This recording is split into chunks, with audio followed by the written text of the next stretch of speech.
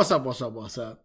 It's time for a little semester one review video, honors geometry style. I can't wait. I've been making videos all day. It is now 1:50 on Saturday. I just can't get enough math. You're welcome. Okay. Let's do this. How about a little bit of algebra review to start? Okay. Sound good? I love it. Okay, first off, factoring, my favorite thing. So let's solve for x.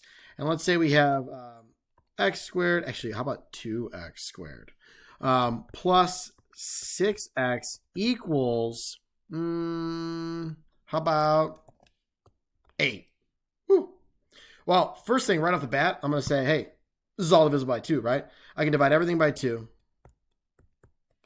And I'm going to have x squared plus 3x equals 4. Okay. I'm into that. Subtract 4. Got to set it equal to 0 if I'm going to solve using factoring. And that's a terrible 3. Okay. Now what multiplies to negative 4 and adds to positive 3? That would be positive 4. Negative 1 equals 0. So x plus 4 equals 0. X minus 1 equals 0. X equals negative 4. X equals positive 1. Done with that one. Next, how about factor with a lead coefficient? You thought you were going to get away with that, didn't you? How about 3x squared? I'm going to have a negative 8 equals 0. And let's say that we've got plus 10x. Okay. Rainbow method. That's going to be negative 24. And then I want to add to 10. So those two numbers will be, how about 12 and negative 2? So I'm going to break this apart. 3x squared plus 12x minus 2x minus 8 equals 0. 3x, and then we have x plus 4 and minus 2, or negative 2, x plus 4. So my two factors are now 3x minus 2 and x plus 4. This is factored form. Generally speaking, we're going to use it to solve by factoring. So 3x minus 2 equals 0. X plus 4 equals 0. That one's easy. I get negative 4. This one I'm going to have add 2 divided by 3. We get 2/3. Bingo. Bango. Done with factoring. How about systems of equations? All right, let's solve for x and y. Well, let's see here. Nothing is going to cancel right off the bat, so I'm going to go ahead and multiply that top one. I can multiply it by either 6 or by 2. I'm going to choose 2 because then I'm going to have negative 2x minus 12y. It's just a smaller number, right? Equals 34. So now this right here, that's my new system. Let's see here. I get 4x. These cancel, and I'm left with 40. So x equals 10. How do I get y now? I'm going to pick one of those two, plug x back in. I'll deal with the bottom one where there's no negatives. I know the numbers are a little larger, but there's no negatives. So I'm going to have 6 parentheses 10 plus 12y equals 6. That's 60. And then I'm going to subtract 60, so I get 12y equals negative 54. And then I'm going to get y equals, let's see here, I divide that by 12, and I end up with negative 4.5. All right, so 10 comma negative 4.5. I was second guessing myself there when I got a decimal. Turns out I actually wrote down the problem that I generated on a computer program incorrectly, but this is correct right here, and fantastic and wonderful. We just ended up with the decimal. Woo! All right, that's a little warm up of algebra. Now let's do some geometry. All right, if AB is perpendicular to BC, and the measure of angle ABC equals 5x plus 10, solve for x. Well, if they are perpendicular, let's draw that out. If I have AB, say that's AB, and then I have BC, if it's perpendicular, that's going to be a right angle. So I'm going to have 5x plus 10 equals 90. So I get 5x equals 80. Then x is going to equal 16. I'm done. Woo! Perpendicular gives you right angles. Right angles are 90 degrees. I can set up that equation from there.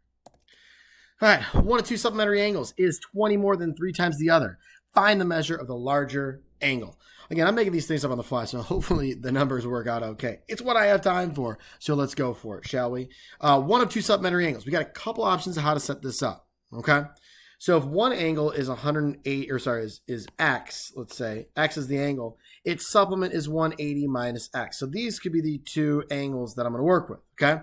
One of two supplementary angles, let's say, is the 180 minus x, is 20 more than 3 times the other. So that's an acceptable way to do this, okay? I've also seen where people will do, and let me do this off to the side, they'll do, okay, well, 20 plus 3x plus x equals 180, okay? So we got one angle, which is x. The other one is 20 more than 3 times that. They should add up to 180. Both of them work. This one that I did kind of goes with our usual theme of like the 180 minus x, the 90 minus x, and so on. So I'm going to solve this one. So if I add x and subtract 20, I'm going to get 160 equals 4x. Divide by 4. And then we get x equals 40. So that's one of my angles. It says, what's the larger? Well, if the angle is x, its supplement is 140. So the 140 is the larger angle, thus my answer. I apologize if any of these numbers are actually from the review. I'm making them up, but sometimes they overlap. Okay, let's keep moving. All right. So here we've got a wonderful looking diagram here. We got a couple parallel lines. We have CB bisects angle ACE. I'm just going to label that right now. That means that these two are congruent. Okay. The measure of angle ACD is 20 degrees, and I want to find the measure of angle 1. All right. Well, if I look down at the bottom there, the 20 and the 2 congruent angles, shouldn't those all add up to 180? Right? That's a straight line there, yeah? Or in other words, the 2 that are left over should be 160. But why don't I throw some values here? If that's x, and I'd have 20 plus x equals 180. So I'm going to get 2x equals 160, so x equals 80 degrees. All right? So each of these angles is 80 and 80. I want to find the measure of angle 1. Well, I can get that right now because it's actually with the 2 parallel lines and that transversal, that is alternate, or that's that same side interior, which means that it's supplementary. So this is going to be 100 degrees. Boom, 100 degrees is my answer. I like it. Cool. Just for fun, we can find some other measures, right? I know that this right here would be 80 degrees. Okay, it's alternate interior with that one. Cool. And then this right over here is 20 degrees because it's alternate interior with that one. It was not asked for this problem, but you never know which ones we might ask for on a final exam. So I like to go over a lot of them. Cool. All right, some properties practice, shall we? You love properties. You loved them back in chapter 2. You still love them today. First one, E and G are midpoints of AD and BC, respectively. AE is congruent to BG. AE is congruent to BG. Why are ED and CG, or GC, excuse me, congruent to each other? Well, I have the bigger parts congruent, midpoint. Wait, no. I have the small parts. E, AE, and BG are congruent. My goodness, hold on. This is better. I did the same thing in class when I made a problem like this. I have AE and BG congruent. Why are the bigger ones congruent? Sorry about that. Okay. So if E and G are midpoints, we got midpoint going on. We have 2 congruent segments. We're going from smaller to larger. This is multiplication. Let me get my white marker back. Multiplication. Okay. Had it been where we were given AD and BC congruent and we're trying to find out why are AE and BG congruent, the other way around would have been division. We're going from large to small. This one was multiplication. Sorry about the mistake. Again, we're going on the fly. All right, next one. Get rid of these guys. Whoop, not the whole thing. My goodness. There it is. AF is congruent to, that's EF. AF is congruent to EF. EF is congruent to FC. FC is congruent to ED. Why are AF and ED congruent? Well, they kind of all just were in a row congruent to each other. This is transitive property. Or a lot of substitutions. Substitution would not be accepted here. Next one.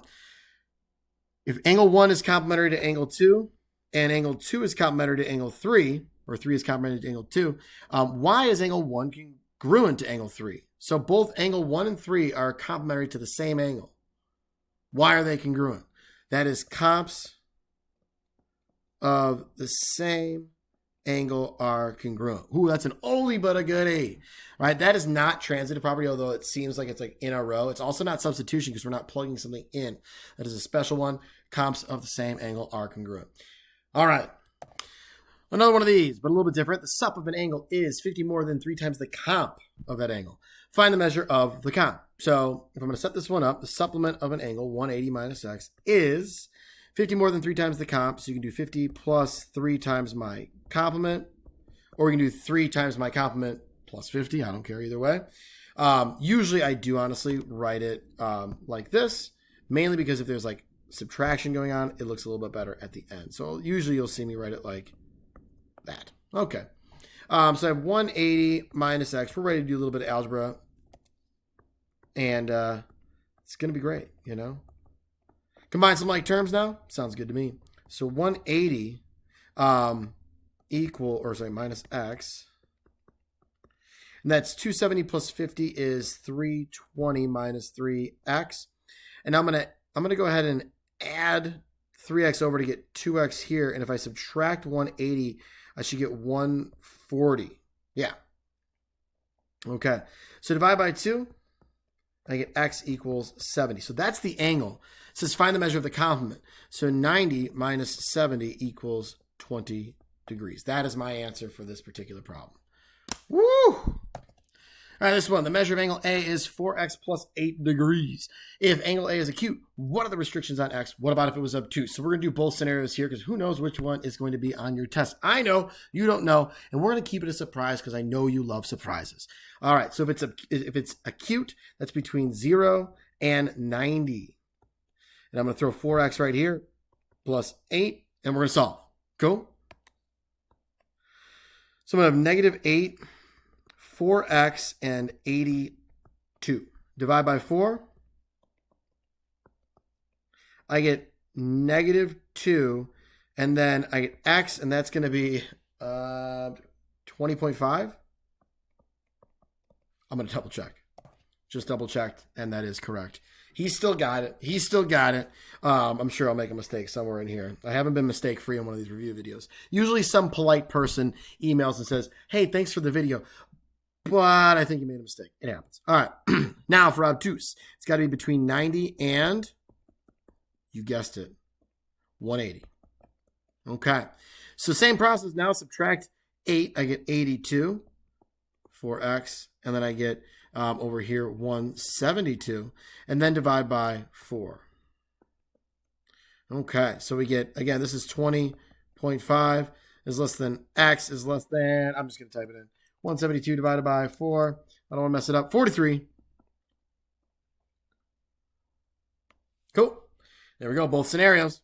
All right, let's say if Q is between M and P, QM is 3x plus 1, QP is 2x plus 5, MP is 7x minus 2. What is QP? Well, that is a great question. That's why I wrote it. Okay, let's draw this out. Q is between M and P. So that means we got M, we've got P, and then we've got Q somewhere in here. Does that mean it's smack dab in the middle? No.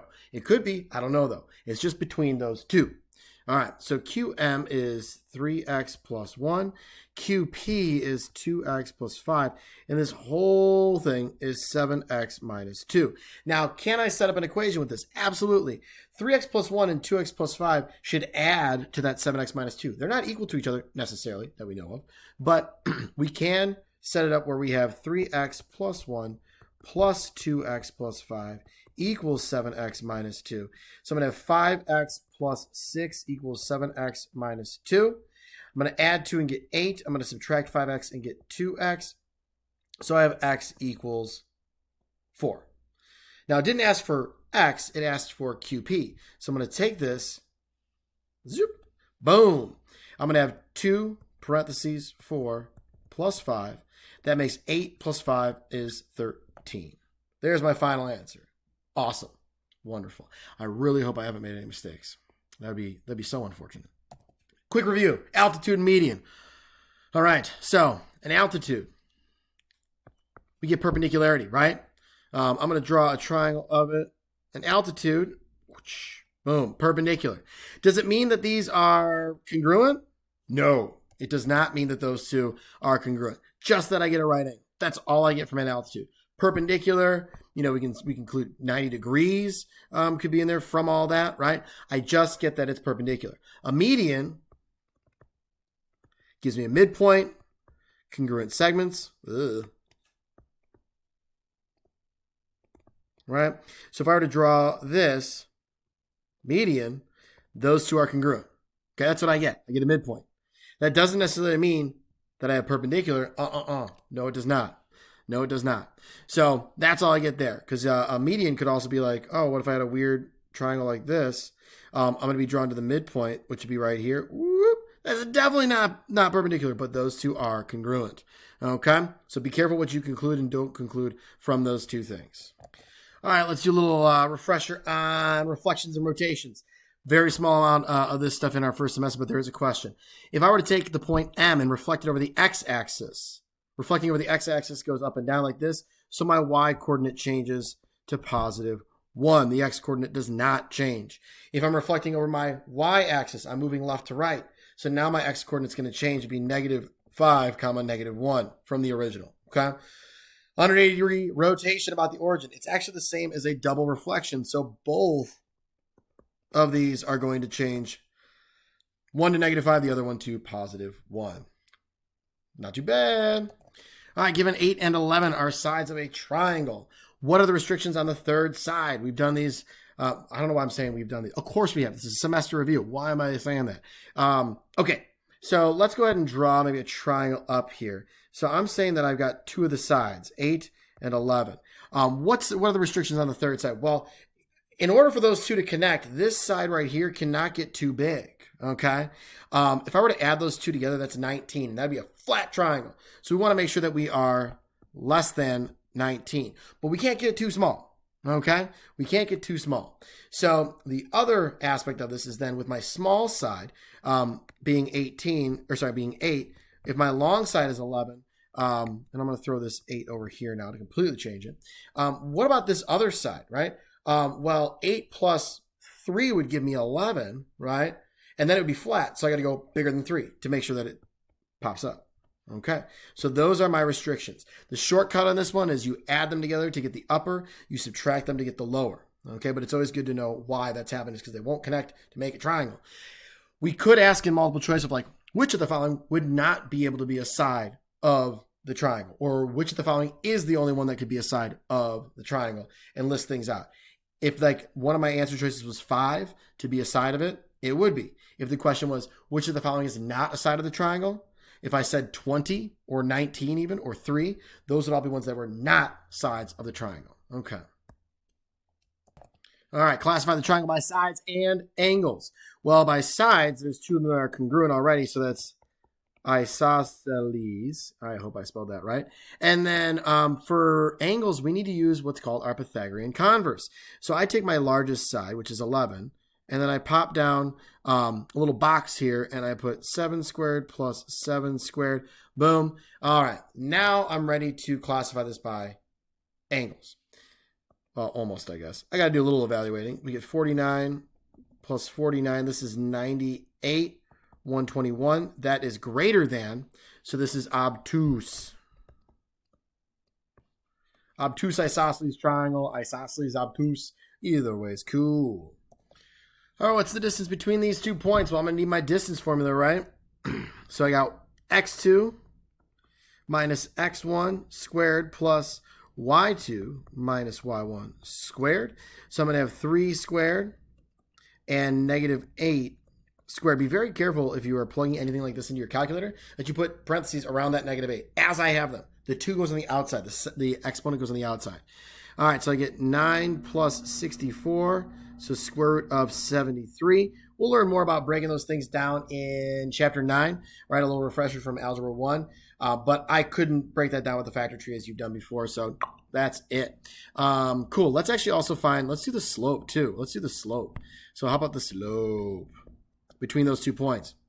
All right, this is change in y, so y2 minus y1 over x2 minus x1, and that's going to be -8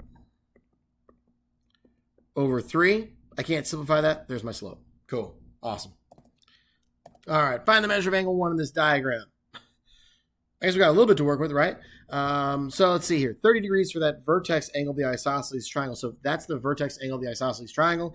Then I know the other two down here, which are going to be congruent, have to add up to 150, right? So 180 minus 30 gave me that 150 I just seemed to have come out of thin air with, right? If I take 150 and I divide it by dose, I get 75 degrees. So 75, 75. What do we know about those angles? That's vertical angle with 75, so 75 degrees is my answer. Cool. All right, here we say BM is a median of that triangle there. Find the coordinates of M.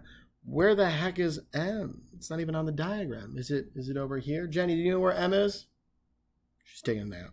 Okay, so if I were to draw it in, M would be located at the midpoint of the opposite side, right? The side across from B.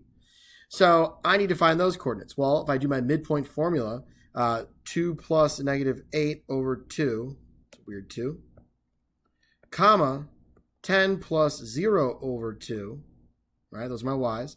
I'm going to get negative 6 over 2, and I'm going to get 10 over 2. So it would be negative 3, comma, 5 would be my coordinates of M. Lovely. It's all about knowing where that point is. Midpoint formula, you've dealt with that for a long time. This is more of like the interpretation of where it's going to be.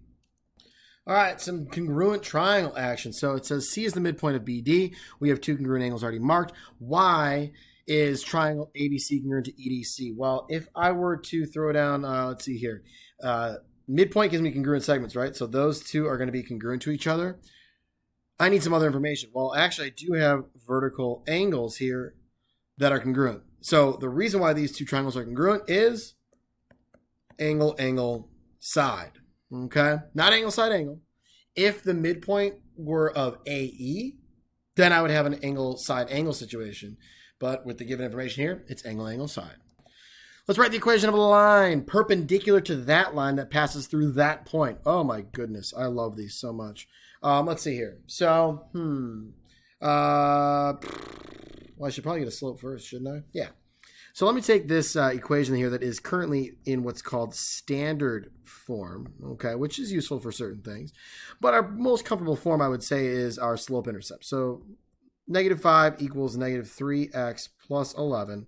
Divide by negative 5 on everything. And I end up with y equals 3 over 5x minus 11 fifths. Now, all I'm taking from this is that piece right there. That is my slope, but I want my perpendicular slope. So we got to do the opposite reciprocal. And I'm going to move this guy over here, and then here we go. So now I have my perpendicular slope, which I can get, is going to be negative 5 thirds. Opposite reciprocal of that. That's all I wanted it for. I'm not using any more of that stuff over on the left. The other part is this point here. So now I'm going to take y equals mx plus b. I'm going to put in my y coordinate that I know is on the line. I'm going to take my slope that I know is for the perpendicular line, and I'm going to put my x coordinate that is also on the line, and I'm going to solve for b. So I get negative 6 equals, that is going to be negative 15 plus b. Add 15, I get 11 equals b. So my final answer here is, I've got my slope of negative 5 thirds, x plus 11. That is my answer for my equation of my line that is perpendicular to that line and passes through 9, negative 6. All right, this next one here is really a catch-all of a lot of different problems on our final exam. So there's a lot of things we can ask, and I'm going to go over a few of those as we're going through this and when we're done with it. So AC is a perpendicular bisector of BD, right? Okay. So that means that these two are congruent. It's perpendicular there, right? And there's even more that we get from that. But the measure of angle AEB is 18x. So I could set up an equation of 18x equals 90. And if I divide by 18 on both sides here, I should get x equals 5. Okay? Awesome. Now, with that information, I can get AB is 3 times 5 plus 1, that's 16. I've got 5 times 5 plus 2, that's 27. And here's a refresher of a perpendicular bisector. Any point that is on that perpendicular bisector, say C, is equidistant to the endpoints of the segment that is being perpendicularly bisected. So if that's 27, this is 27. And if the same would go here for point A, if this is 16, that's 16. And now what I can do is I can add all those together to get my perimeter, right? So 27 plus 27 is 54. Then 32, that just seems easier to put together, 86. That's my perimeter. That's the answer here. But let's talk a little bit more about this, okay? What quadrilateral is this? This is a kite. So had I said ABCD is a kite and given you all the other information, like I changed this out right here and said that it is a kite, everything else would still be the same, right? Let me think if there's anything else here. Some other properties of kites while we're dealing with this one. I would get congruent angles, like here and here. It bisects that. Also bisects this one. Over here and here, not so much. No, it does not necessarily bisect those. It's only symmetric over that perpendicular bisector, okay? So angle ADC is not being bisected. Angle ABC is not being bisected, okay? Those are congruent angles, but they're not being split in half. So there are some weird symmetries that are going on here in this particular situation. We've got isosceles triangles, right? Since we've got congruent sides, that's an isosceles triangle right there, right? So is this, okay? So lots of different properties that come from our kite come from the perpendicular bisector, which gives us this kite shape. A lot going on here. Just one algebraic example, but even more so behind the scenes. All right, here we have two parallel lines with the transversal. What's the product of x and y? Okay, well, let's see here. 100 and y, those guys are... those are supplementary, right? They're right next to each other on a straight line, so that's going to be 80 degrees right there. And then for x, and let me actually, I'll draw this over on the outside here. That's going to be 80 degrees. And then 100 and x, those are same side exterior. So those are going to be supplementary, so those will be 80 degrees. And that actually checks out because x and y, those are called corresponding angles, right? Same side interior and same side exterior are supplementary. The other ones, corresponding, alternate interior and alternate exterior, those guys are the congruent ones. So what is the product of those? I would have 80 times 80. That'd be 1,600. Yeah, something like that. No. 8 times 8 is 64. I can do math. Kids. All right, 6,400 is my product. What if I ask for the sum? The sum would be 80 plus 80, which is 160. There we go. Difference, that'd be 80 minus 80. That's going to be 0. Cool. I can even ask that just general. What's the sum, or what's the difference of two corresponding angles? Or what's the difference between two alternate interior angles given parallel lines? That's going to be 0 because they're going to be the same thing. Ooh, I want to add that. I like that question. All right, let's solve for x and y here. We got two parallel lines, a little more crisscross applesauce. Love me some crisscross applesauce. All right, let's go for it. So let's see. Sometimes it's just easy to start like kind of working with things. Like let's see, if this is 80, then this is 80. Those are vertical. That's 60. This is 60, right? Those are vertical angles. I'm cool with that. And then why don't I finish by filling in that triangle, right? This is going to be, that's 140, so this is going to be 40 right here, right? Now, what I can do is I can start isolating some transversals with parallel lines. For example, if that is a transversal with these two parallel lines, then the 40 and this x over here, those are alternate interior angles. You have to really sift through what's going on there. Those are alternate interior angles. So x is going to equal 40 degrees. The same concept can go with y here, but this time what we're dealing with is, again, these two, but that's my transversal.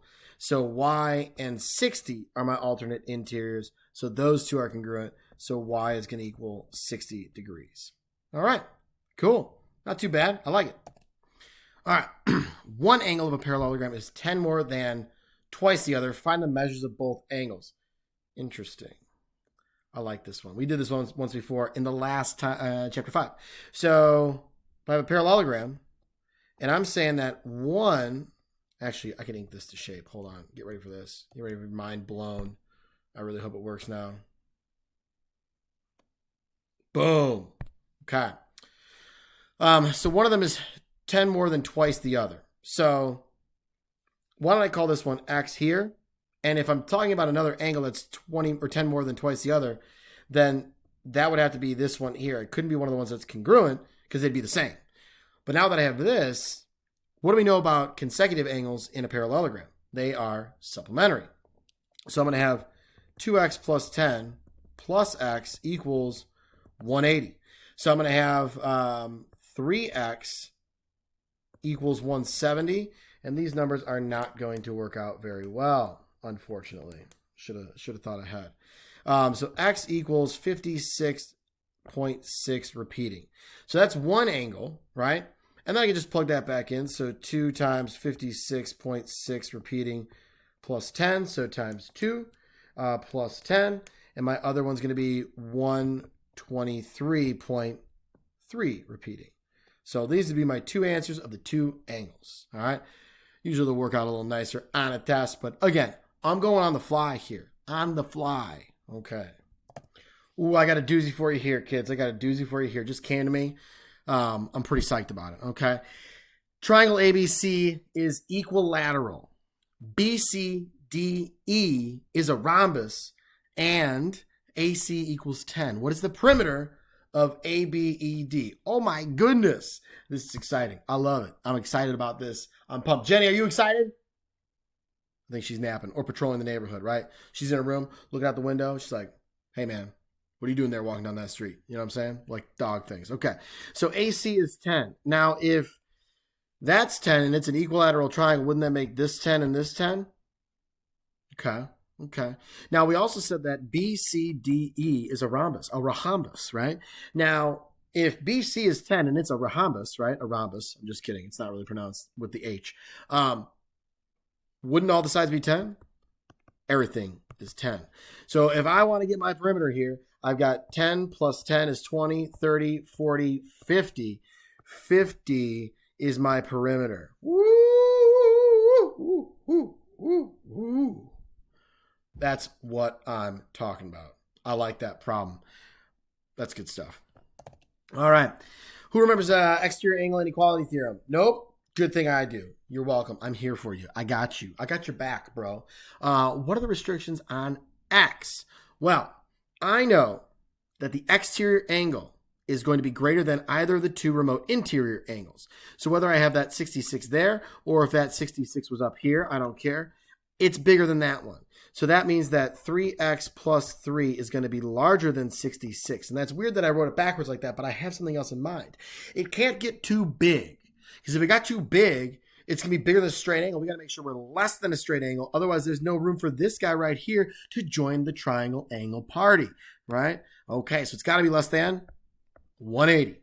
Now I can solve my compound inequality. I'm going to subtract 3 first.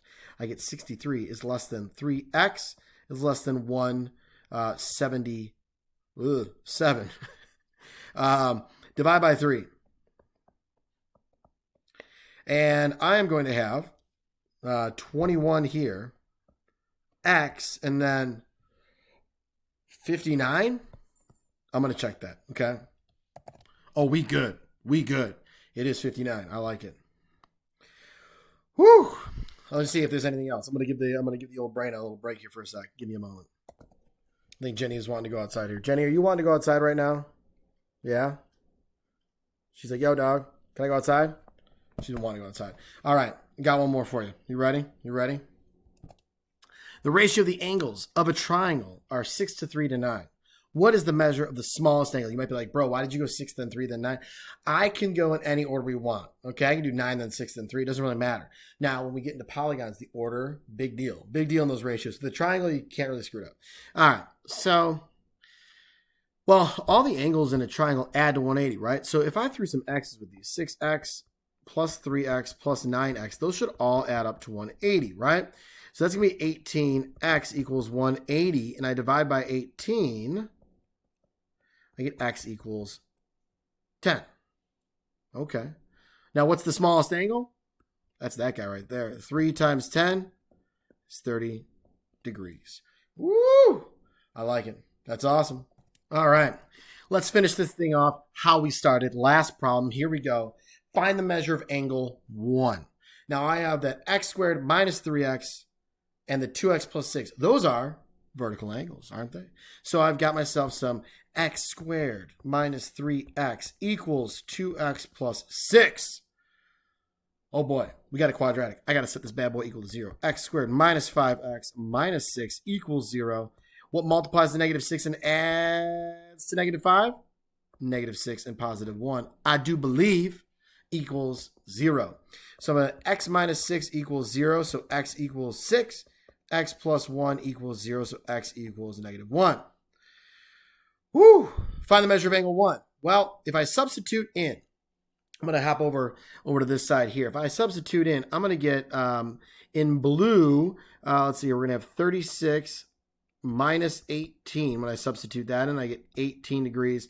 For that angle, 180 minus 18, that's going to give me 162. So 162 degrees for one of them, okay? And if I plugged 6 into that bottom angle, I would also get 12 plus 6 is 18, so it checks out. So that is definitely one of my answers. The other one we're going to want to check here, I'll do in green. We'll do this one here in green. I'm going to have, let's see here, negative 1 squared is 1, and then minus 3 times negative 1, so that becomes plus 3. That's going to be 4. 180 minus 4, that's 176. Now, this diagram is very off in the scale department, but those two answers do work. And even if I plug in negative 1 to the other one, 2 times negative 1 is negative 2 plus 6 is still 4. Both those answers work. So you'd have to choose both. It might be like a multiple choice of like, is it this or that, whatever. May ask something else, or maybe there's only one of them that does work. I don't know. But that's our setup. Solve it. That was awesome. That was fantastic. America, freedom, rock and roll. Costco, indeed. Riverdog Jenny on the gram. Yo-ro, anytime you're doing calculations, you know, you only round once. Mathematical accuracy. All right, I hope you guys have a wonderful day. Good luck studying for finals. See ya.